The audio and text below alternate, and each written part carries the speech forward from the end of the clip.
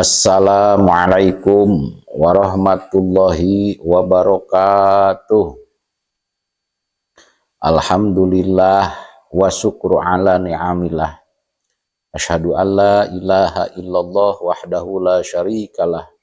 Wa asyhadu anna Muhammadan abduhu wa rasuluh. Alladzi la nabiyya ba'dah wa ala alihi wa sahbihi wa man tabi'ahu ila yaumil qiyamah. Amma ba'du. Ya ayyuhal hadirun ittaqullaha haqqa tuqatih wa la tamutunna illa wa antum muslimun. Hadirin jamaah pangaosan kusim kuring dihormati, mangga urang lajengkeun kana kitab Hanca nyaeta kitab Durratun Nasihin halaman 101 masih nerangkeun majlis fi bayani ahwalin nasi yaumil qiyamah. Bismillahirrahmanirrahim. Wa an Abi Hurairah sareng katampi hadis di Abi Hurairah radhiyallahu anhu. Anna nabiyya kana saenyana Kanjeng Nabi sallallahu alaihi wasallam. Qala eta ngadauh Kanjeng Nabi. Man sing sajalma kanat anu kabuktian ingdahu eta sandingeun man naon madlamatun kadoliman li akhihi kadulurna ieu man min irdin tina kawirang aw min syai'in atawa tina hiji perkara akhirin anu sejen fal yastahillal maka terus weh merdih menta dihalalkeun ieu si man si jalma kana ieu madlamah tina kadoliman al yauma dina eta poe qabla allayakuna samemeh yen henteu kabuktian naon dinarun dinar wala dirhamun jeung teu aya dirham ingkana lamun kabuktian lahu eta pikeun man amalun solihun ari aya amal soleh ukhida maka bakal dicokot minhu ti ieu jalma biqadril madlam dicokot di amal soleh minhu ti ieu jalma biqadril madlamati kalawan ukuran kadolimanana wa ilam yakun jeung lamun teu aya lahu pikeun jalma naon hasanatun pirang-pirang kasayan ukhida maka dicokot ieu hasanah ukhida maka dicokot min sayiatin tina min sayiati sahibihi tina kagorengan anu ngabogaanana sobatna ieu man wa khumilat yang ditanggungkeun ieu sayiah alaika ieu man. Maksadna hadirin jamaah sadayana didawuh Kanjeng Nabi sallallahu alaihi wasallam engke di akhirat saur Kanjeng Nabi di mana-mana aya jalma di dunia pernah nyieun kadoliman ka dulurna, ka baladna, ka sobatna, ka sahabae nyieun kadoliman. Bentuk kadolimana mah kumaha bae nyieun dolim ka batur, di antarana min irdin nyieun kadoliman tina kawirangna, ngawiwirang. Kumaha bae bentuk ngawirangna atawa kadolimana teh au min sayin akhor tina perkara anu sejen salian ti ngawiwirang atanapi jail kumaha bae. Nah, maka saur Kanjeng Nabi ieu di dunia pal yastahillahu al yaum maka kudu merdih ngahalalkeun kudu minta dihalalkeun minta hampura heula ieu jalma dina ieu poe di dunia samemeh engke urang engke di akhirat sabab saur Rasul qabla alla yakuna dinarun wala dirhamun nu mana engke mah di akhirat moal aya mangpaatna ieu dinar moal aya mangpaatna dirham. Tah engke mah di akhirat ingkana lahu amalun sholih heng seandaina jalma anu nyieun dolim teh ngabogaan amal soleh ngabogaan amal kasayan misalna amal kasayan teh anjeunna pernah sodakoh jariah pernah haji jeung umroh maka ieu amal soleh amal kasayan tina sodakoh haji jeung umrohna bakal dicokot dibikeun ka jalma anu di dolim saukuran kadolimanana. Nauzubillahi min dalik matak kade urang ulah wani-wani ngadolim ka batur, bisi amal urang ngadolim ka batur, amal kasayan urang bakal beak dibikin ka jalma anu di dolim. Kumaha lamun teh mah ya jalma nu ngadolim teh eueuh kaalusan, teu aya pisan amal kasayanana. Wa ilam yakun lahu hasanatun, seandaina ieu jalma teh tukang ngadolim eueuh kaalusan sama sakali, taradaek salat teu pernah nyeun amal kasayan, maka ieu jalma nu ngadolim heg eueuh kaalusanana teu aya amal kasayanana, ukhida min sayiati sahibihi wa humilat alaih, maka kagorengan jalma anu didolim bakal dibikeun ka jalma anu ngadolim. Itu. Jadi dosa-dosa na jalma anu didolim dibikeun ka jalma anu ngadolim. Gitunya. Mata urang sing sieun ulah wani-wani ngadolim ka batur. Roang ngariwayatkeun kana hadis Al-Bukhari, Imam Bukhari wa Tirmidzi sareng Imam Tirmidzi. Pa in kulta, maka lamun teh mah nyaritakeun anjeun hada ari hadis teh yunafi eta nganapikeun ieu hadis qaullahu ta'ala kana dauhan Allah ta'ala. Eta hadis nganapikeun kana dauhan Allah pedah dina bahasa dina Quran aya bahasa wala tazur waziratun wizra ukhra. Wala tajur jeung teu mikul dosa saha waziratun jalma nu migawe dosa wizron kana hiji dosa ukhra nu sejen. Anu sejen. Tah kumaha lamun aya bahasa ieu hadis teh lamun kitu mah atuh pan lamun kitu mah ieu hadis tadi kadoliman jalma kagorengan jalma bakal dibikeun ka batur. Gitunya, kagorengan jalma kadosana jalma bakal dibikeun ka batur anu dijieun anu didolim, dibikeun ka anu didolim. Sedengkeun dina ayat Quran moal mikulna hiji jalma nu berdosa karena dosa batur. Kumaha tah kultu nyarios kuring. Adzalimu fil haqiqati muzzabiqadi dulmihi. Adzalimu ari jalma nu dolim fil haqiqati dina hakikatna eta anu dibales biqadri dulmihi kalawan saukuran kadolimanana. Jadi jalma nu didolim hakikatna dina hakikatna jalma nu didolim teh eta bakal dibales ku saukuran kadolimanana. Tak ulah wani-wani nyeun dolim. Wa inna ma ukhida min sayiatil madlum tahfifan lahu wa tahqiqan lil adli. Wa inna ma ukhida jeung pastina dicokot naon min sayiatil madlumi tina kagorenganana jalma anu didolim tahfifan kana ngentengkeun lahu pikeun jalma anu didolim wa tahqiqan jeung nganyatakeun lil adli kana keadilan. Pangna kagorengan jalma anu didolim dosa-dosa na tawa kagorengan jalma anu didolim dicokot dibikeun ka jalma anu ngadolim eta teh karena ngentengkeun keur jalma anu didolimna, ngentengkeun ngahampangkeun dosana keur jalma anu didolim. Jeung deui eta teh negakeun wa tahqiqan lil adli, nganyatakeun dina keadilan. Sabab di akhirat mah itu keadilan nu ditegakeunana. Jadi jalma nu didolim di dunia tangke negakeun keadilanana bisa ngarampas nyokot karena kasayan jalma nu ngadolim, dosana jalma nu didolim dibikeun ka jalma anu ngadolim. Pa makna ayat tu makari manana ayat. Ana wahidan eta sanyana hiji jalma. Lauqala lamun teh mah ngomong si wahid li akhara kanu sejen uhmilu rek nanggung jawab kuring ing ankati anjeun wijroka kana dosa anjeun layu akhud maka moal disiksa saha bihi ieu jalma fil akhirati di akhirat. Jadi maknana ieu ayat sanyana aya hiji jalma lamun ieu hiji jalma teh ngomong kanu sejenna cek eta hiji jalma teh keunlah ku kuring ditanggung jawab dosa anjeun mah dosa anjeun ditanggung jawab ku kuring, maka eta mah jalma anu nanggung jawab ieu moal bisa disiksa. Naon sababna? bisa ditanggung jawab bil akhirat tidak akhirat. Batur nyeun dosana misalkan bae dosa anjeun mah ku kuring ditanggung jawab. Tah nu ngomong kuring nang jawab teh moal disiksa lamun manehna nu ngomongna henteu nyieun dosa dan nu nyieun dosana batur. Jadi moal bisa dosa batur ditanggung jawab ku urang.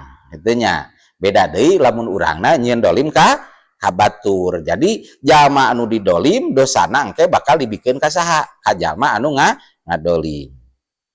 Kala nyarios saal pakih laisa teu aya naon syai'un hiji perkara minadzunubi tina pirang-pirang dosa a'zama anu leuwih gede minadzulmi tinimang dolim. Saur pakih Abu Lais Samarqandi nyarioskeun bahwa teu aya tina pirang-pirang dosa nu leuwih gede tinimbang dosa ngadolim. Ieu dosa nu panggedena mah dosa ngadolim. Naon margina dosa gede panguh leuwih gede tina dosa ternyata dosa ngadolim margi li anna dzanba karna sanyana dosa idza kana eta di mana-mana aya ieu dzanba tima eta dina hiji perkara bainaka antara anjeun wa bainallahi taala antara Allah taala fa innallaha taala maka sanyana Allah taala karimun eta nu maha mulia. Ayat tajawaja eta bakal ngahampura Allah an kati anjeun. Wa ing kanat jeung lamun kabuktian naon adzunubu pirang-pirang dosa bainaka eta antara anjeun wa bainal ibadi jeung antara pirang-pirang hamba pala hailata maka teu aya reka daya lakapikeun anjeun siwa irdo il khosami kecuali salianti ridho nati musuh. Maksudna naon margina ieu dosa anu paling gede teh dosa ngadolim. Margi ari dosa mah di mana-mana ieu perbuatan dosa teh lamun teh mah dosa antara urang jeung Gusti Allah itu bisa dosa antara urang jeung Allah mah da Allah mah lautan hampura, Allah mah maha bageur. Bisa bae urang bener tobat ka Gusti Allah lamun urang dosana henteu bertalian jeung papada jalmi. Dosana urang ka Allah, Allah bisa bae Allah ngahampura ka urang. Namun urang nyeun dosa, tapi lamun urang berbuat dosana aya bertalian jeung papada jalmi, di antarana dosana berbuat dosa karena ngadolim ka papada jalmi. Gitu. Jadi dosana antara urang jeung antara hamba Allah maka eta mah pala hailata laka teu aya deui reka dayana teu aya deui carana keur naon keur minta hampura supaya urang dihampura dosa urang teu aya deui kecuali kudu naon minta ridona ti musuh minta ridona jalma anu didolim ku urang. Takulantaran gitu payam bagi maka peryogi bidzalimi pikeun jalma anu ngadolim naon ayatuba yen tobat ieu zalim minadzulmi tina kadolimanana wa yastahilla sareng minta dihalalkeun ieu zalim minal madlumi ti jalma nu didolimna fid dunya di dunya. Takumargi kitu urusan masalah dosa urang jeung papada jalmi mah moal aya reka daya supaya urang dihampura kecuali kudu minta naon tadi ge salianti kudu minta ridona ka musuh tadi teh. Maka peryogi kasabahe anu pernah nyieun kadoliman ka papada jalmi teu aya deui kecuali kudu tobat ieu jalma tina kadolimanana. Maksud tobat eureun tina perbuatan dolimna hiji. Kadua wayastahilla minal madlum di dunya.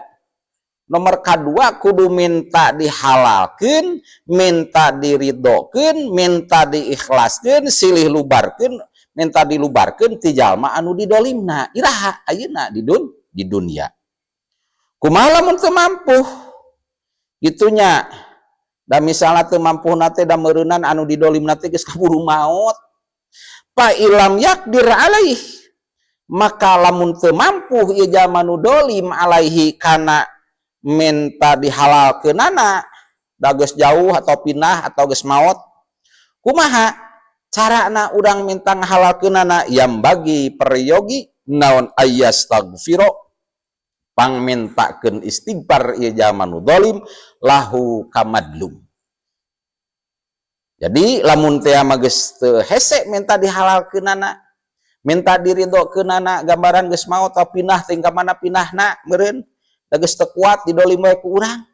Tah maka urang teu aya deui kudu pangmentakeun istighfar ka eta jalma anu didolim. Oge sajabana pangmentakeun istighfar ieu jalma anu didolim teh wa yad'ua jeung ngaduakeun ieu zalim lahu kasimadlum. Oge kudu duakeun eta nu didolim teh, diduakeun ku urang mudah-mudahan sagala dosana dihampura ku Gusti Allah, diduakeun doa anu sae.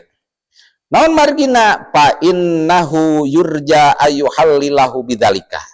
Margi fa innahu maka sanya kalakuan sareng tingkah yurja eta diarep-arep naon ayyuhallila yen ngahalalkeun ieu madlumhu kasih dolim bidalika ku sabab ieu ngaduakeun. Tah jadi kaharep-harep mudah-mudahan ku urang dipangmentakeun istighfar, dipangduakeun ku urang, jadi ada harapan mudah-mudahan ieu si jalma anu didolim ku urang teh jadi ngahalalkeun ka urang ku sababiah ieu ngadua teh ku urang diduakeun. Lajengkeun An Maimun bin Mahron katampi ti Maimun bin Mahron ana rajula kana sanyana hiji lalaki idza dolama eta di mana dolimi rajul insanan ka hiji insan manusia pain aroda maka lamun ngamaksud ieu rajul ayastahila kana yen minta dihalalkeun rajul minhu tieu insan papata terus welepot ieu rajul huka insan walam yakdir jeung teu kaduga ieu si rajul alaihi ka insan pastaghfaro maka kudu pangmintakeun istighfar ieu rajul lahu ka insan fi duburi kulli salatin dina satukangeun setiap salat kharaja anu kaluar ieu rajul min madlamatihi tina kadolimanan ieu rajul. Saur Imam Maimun bin Mahron nyarioskeun ketika aya hiji lalaki atawa jalma sahabae manehna pernah nyieun dolim ka hiji manusia. Hiji jalma, hiji rajul pernah berbuat dolim ka hiji insan, heg manehna hayang naon da sieun ka di akhirat daripada ditungtung di akhirat, kumaha carana hayang minta dihalalkeun heula, hayang supaya ngahampura, maka ngelamun ngamaksud hayang halalkeun eta jalma nu didolim ka jalma nu ngadolim ka si rajul tadi heg eueuh jalma teh aduh tadi nama rek minta hampura eueuh teuing ka mana geus pinah ieu jalma teh atuh geus maot teh teu panggih ieu jeung jalmana pailam yaqdiru alaih saur Maimun teu mampu ieu si rajul teh papanggih atau ngadatangan ka eta insan maka saur Maimun pastaghfaro lahu fi duburi kulli salatin wayahna eta jalma nu ngadolim tadi ieu si rajul kudu pangmintakeun istighfar ka jalma anu didolim setiap sabada salat sebutkeun itunya Gusti mudah-mudahan ngahampura kana dosana si anu pangmintakeun istighfar jalma nu didolim ku urang eta teh setiap bada salat kharaja min madlimatihi barina manehna kaluar tina lamun bisa pangmintakeun istighfar kitu saur Maimun maka eta jalma kharaja min madlamatihi kaluar tina kadolimanana dengan catatan eureun tina nyeun kadolimanana bari manehna insyaallah mun tiap pada salat pangmintakeun istighfar berarti eta jalma saur Maimun bakal kaluar tina naon kaluar tina kadolimanana.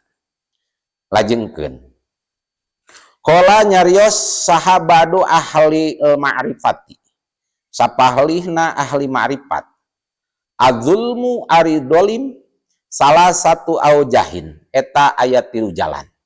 Jadi saur sapalihna ahli ma'rifat mah dolim teh ayat 3 jalan. Naon wae 3 jalan teh? Hiji zulmun tegasna ka hiji dolim yaghfiru nu bakal ngahampura hu kana ieu dolim saha Allahu Ta'ala Gusti Allah Ta'ala insya'a lamun ngersakeun Allah. Jadi dolim teh aya 3. Hiji dolim anu bakal dihampura ku Gusti Allah kitu oge Allah lamun ngersakeun. Kadua aya dolim wa dzulmun aya dolim la yaghfiru anu moal bisa ngahampura hu kana ieu dolim sa Allah Ta'ala Gusti Allah Ta'ala. Kadua aya dolim anu ku Allah moal dihampura ya kadoliman. Katilu wadulmun sarang dolim yakni nu bakal ngahukuman sa Allahu taala Gusti Allah taala pihi dina ye zulm. Kesimpulan jadi dolim teh aya tilu, hiji aya dolim nu bakal dihampura ku Gusti Allah, kadoliman eta kitu lamun ngersakakeun Allah. Kadua kadoliman anu moal dihampura eta kadolimanana ku Gusti Allah. Katilu dolim kadoliman nu bakal dihukumanana engke kusaha ku Gusti Allah dina eta kadoliman. Fa amadulmu alladzi yaghfiruhullah nu kahiji dolim anu bakal dihampura ku Allah teh dolim nu kumaha? Padulmul ladzi yaghfiruhullah bahwa zulmun dolim nu bakal dihampura ku Allah teh zulmun eta kadoliman pima dina perkara bainahum antara jalma wa baina rabbihim jeung antara pangeranna ieu jalma mintar ki salati nyatana tina tinggalin salat wa saumi jeung puasa wa zakati sareng zakat wal haji sareng munga haji wa fi'lil maharimi sareng migawe pirang-pirang nu diharamkeun. Aya kadoliman anu bakal dihampura ku Allah nyata kadoliman dolim anu antara urang jeung Gusti Allah. Seperti kumaha ninggalkeun salat. Pan urang ninggalkeun salat teh jalma nu iman jalma nu Islam makan kewajiban. Ketika urang wani ninggalkeun salat teu salat berarti eta teh geus dolim kana dirina, dolim ka Gusti Allah. Asal manehna naon? Bener-bener tobat kembali ke Allah, insya Allah eta dolim karena antara dirina sareng Allah, maka kadoliman ieu jalma bakal dihampura ku Gusti Allah. Itu. Wasom misalna jalma teh tinggalin puasa gitu. Wajar baheula misalna keur budak ngora manehanana teh kabawakeun ku arus, kabawakeun ku lingkungan tara puasa, tara naon, keun gitu nya. Nah, terus geus dewasa, geus baleg, tobat we ka Allah gitu. Tah eta kan tetep dosa dolim kana diri teu ngalaksanakeun puasa. Tah harapan berarti itu mah dosana dolimna antara hamba jeung Allah. Nah, asal bener eureun tina kadoliman tadi, ayeuna mah puasa, Ramadan teh teu wani ninggalkeun puasa, itu ada harapan dolim eta kadoliman eta bakal dihampura ku Gusti Allah. Atau seperti zakat, ninggalkeun zakat, munggah haji atau migawe pangharaman. Itu ngalakukeun pangharaman anu teu aya bertalian jeung manusia, tapi ngalakukeun pangharaman dosa dolim antara diri jeung Allah, asal benar-benar tobat ka Gusti Allah, taubatan nasuha, yakin ku Allah bakal naon? Ku Allah bakal dihampura. Hiji tah dolim nu bakal dihampura ku Allah teh. Kadua dolim nu moal dihampura ku Allah. Nah kumaha dolim nu moal dihampura ku Allah? Wa amadzulmu sarang ari dolim alladzi anu la yaghfiru anu moal ngahampurahu kana dolim sa Allah taala Gusti Allah taala, bahwa makari dolim nu moal dihampura ku Allah teh asyirku nyaeta musyrik ka Gusti Allah. Kadoliman nu moal dihampura ku Gusti Allah mah nyaeta musyrik ka Gusti Allah. Nauzubillahi min dalik. Kama qala sapertosieun tos ngadauh Allah Sa'allahu ta'ala Gusti Allah ta'ala pin suratin Nisa dina surat An-Nisa, innallaha sa'nyana Gusti Allah la yaghfiru eta moal ngahampura Allah ayyusyrika kana yen dimusyrikin sahabi Allah wa yaghfiru sareng bakal ngampura Allah makana perkara duna dalika salian ti ieu musyrik liman kajalma yasau nu ngersakakeun Allah. Jadi dosa atanapi dolim anu moal dihampura ku Gusti Allah mah nyaeta dosa atanapi dolim anu musyrik ka Gusti Allah. Wa fi hadal ayati sareng dina ieu ayat dalilun ari aya dalil ala anna sahibal kabirati kana sanyana nu ngabogaan dosa gede idza mata eta di mana-mana maot ieu sahibul kabirah min ghairi taubatin tina henteu tobat fa innahu makasanyana ya sahib bi khotoril masyiati eta dina kakhawatiranana dina kakhawatiranana insya Allah mun ngersakeun Allah fa maka ngahampura Allah anhu ti ieu sahib wa dakhala sareng bakal ngasukeun ka ieu sahib sa Allah Gusti Allah al jannata ka surga bi karomihi kalawan kamuliaan Allah. Wa ingsaha jeung lamun ngersakakeun Allah Adzaba maka nyiksa Allahu ka ieu sahibin nari nyiksa kalawan neraka. Sumayudkhilu terus ngasupkeun Allahu ka sahib al jannata ka surga bi rahmatihi kalawan rahmatna Allah wa ihsani sareng kasayan Allah li anna Allah taala karena sayana Gusti Allah taala wa'ada ngajakeun Allah al magfirata kana pangampura lima kana perkara duna syirki salianti musyrik bahwa maka ieu musyrik mukhalladun eta nu dilanggengkeun pinari dina neraka. Jadi ayat tadi dalil atau nuduhkeun kana sanyana jalma nu ngabogaan dosa gede, jalma pernah ngalakukeun dosa gede. Tapi manehna ketika manehna maot teh tina henteu kaburu tobat. Maka ieu jalma nu maot pernah ngalakukeun dosa gede, kakhawatiran manehanana dina kagorengan tadi, itu nyieun kagorengan nyieun dosa tadi. Lamun Allah ngeresakeun ngahampura ya ngahampura Allah. Jeung deui lamun Allah ngasupkeun ka eta jalma nu buat dosa ka surga, diasupkeun ku Allah ka surga kalawan karomahna Allah. Tapi lamun Allah rek ngeresakeun rek nyiksa nya nyiksa eta Allah ka eta jalma nu berbuat dosa gede diasupkeun kana neraka. Geus diasupkeun ka neraka, digodog dina neraka, terus ku Allah dijait dina neraka diasupkeun ka surga kalawan rahmat Gusti Allah sareng kasayan Allah. Margi Allah tos ngajanjikeun bahwa Allah rek ngahampura kana dosa salianti dosa musyrik. Sok sanajan dosa gede asal ulah dosa musyrik, Allah tos ngajanjikeun bakal ngahampura. Namun jalma pernah nyeun kasayan. Itu diasupkeun ka neraka ngan geus ieu dibersihan dina neraka, bisa jadi ku Allah dijait dina neraka asal keimanan dina hatena dijait diasupkeun ka surgana Allah. Tapi musyrik cek tadi mau dihampura salianti dosa musyrik. Gitu. Jadi anu dihampura mah dosa naon salian dosa musyrik. Musyrik mah moal dihampura dosa musyrik mah Gusti Allah. Nah kumaha ari nu musyrik bahwa mukhalladun pinar. Ari dosa musyrik mah itu bakal langgeng dina jero dina api neraka. Nauzubillahi min dzalik. Dua tah. Hiji aya dosa nu bakal dihampura ku Allah nyaeta dosa antara hamba sareng Gusti Allah. Termasuk dosa gede oge ada harapan dihampura ku Allah. Tapi aya dosa nu kadua, dosa anu moal dihampura ku Allah nyaeta dosa musyrik. Ya kecuali eureun dina pamusyrikanana tobat kembali kana ka jalan Gusti Allah. Katilu aya dosa anu bakal nu ngahukuman Allah.